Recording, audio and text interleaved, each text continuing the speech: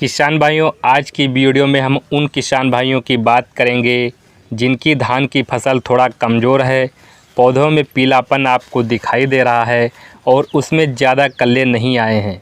तो अपनी फसल में ज़्यादा कल्ले निकलने के लिए क्या करें, कौन से तरीके यहाँ पर अपनाएं और धान की जब हमारी पीली हो जाती है तो वहाँ पर उसमें कल्लों का फुटाव नहीं हो पाता है और पीलापन वहाँ पर बना रहता है।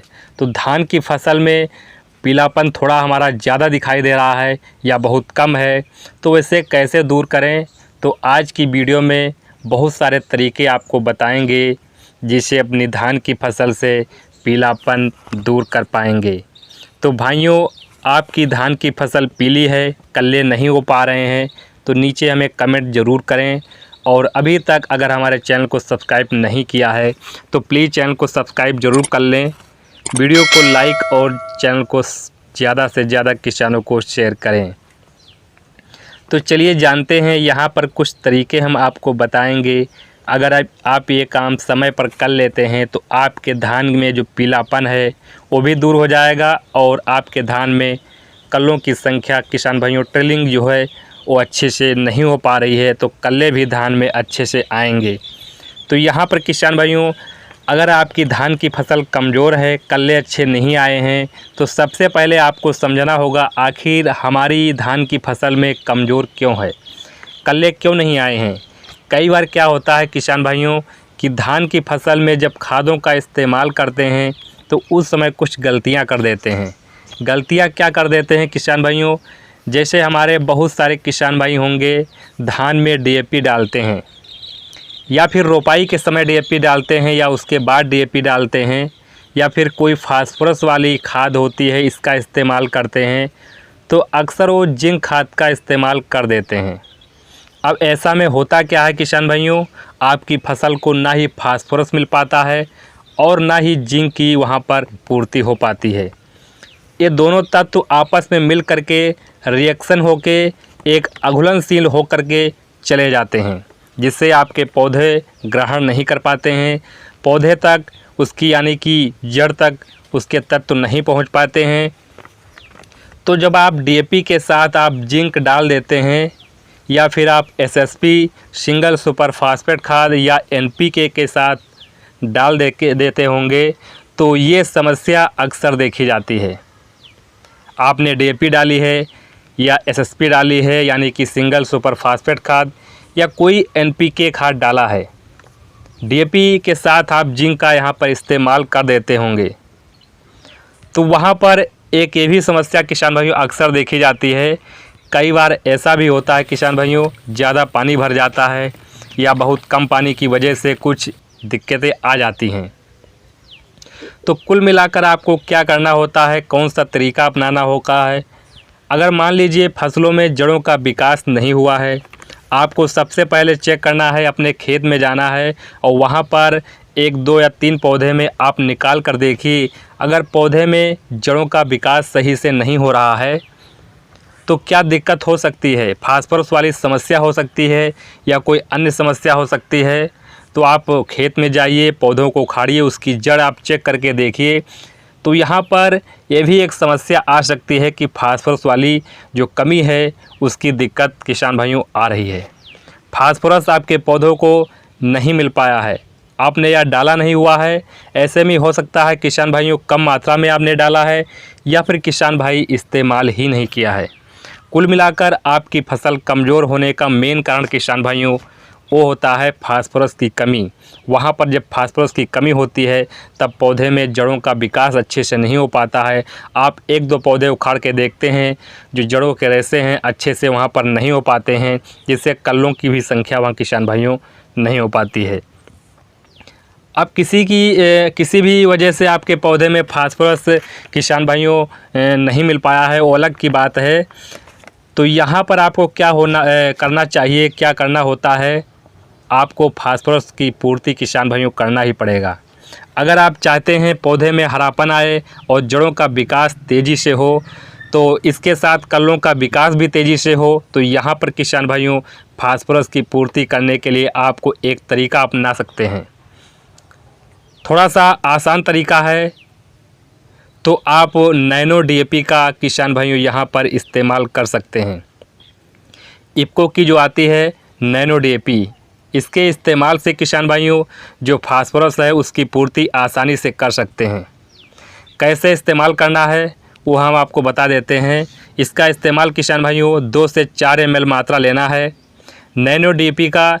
तो इसे 2 से 4 ml मात्रा प्रति लीटर पानी के साथ आप नैनो डीएपी का इस्तेमाल किसान भाइयों कर सकते हैं, जिससे आपकी फसल में फास्फोरस की पूर्ति हो जाएगी। और जब फास्फोरस की पूर्ति हो जाएगी तो अच्छे से वहाँ पर आपकी फसल ग्रोथ करेगी, पौधे में जड़ों का विकास भी अच्छे से होगा और कल्लों की संख्या भी अच्छे से होगा।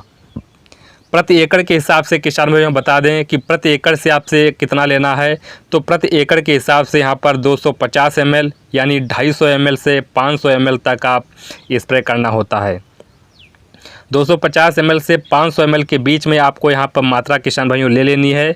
तो किसान भाइयों नैनो डीएपी का इस्तेमाल करके भी आसानी से अपने धान की फसल में जड़ों के विकास में तेज़ी ला सकते हैं।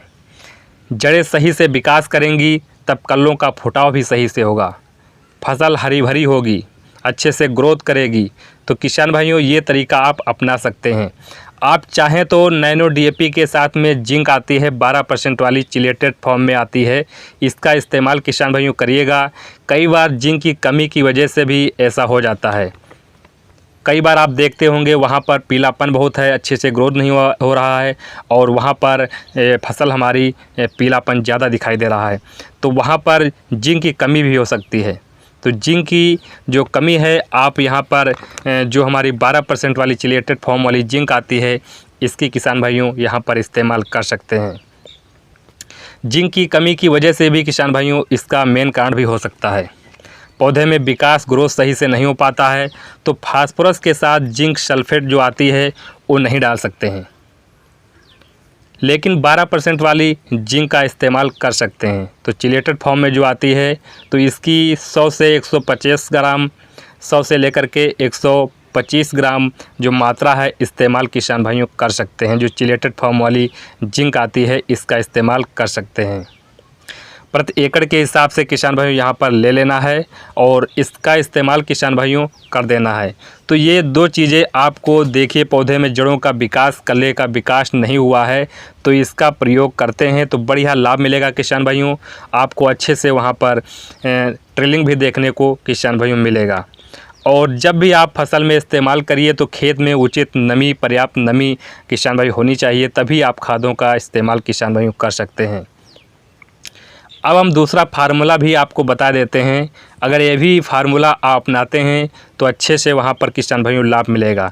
अगर आप नैनो डीएपी का इस्तेमाल किसान भाइयों नहीं करना चाहते हैं तो एक एनपीके आता है जिसमें फास्फोरस काफ़ी अच्छी पाया जाता है, तो वो एनपीके है 1261-0।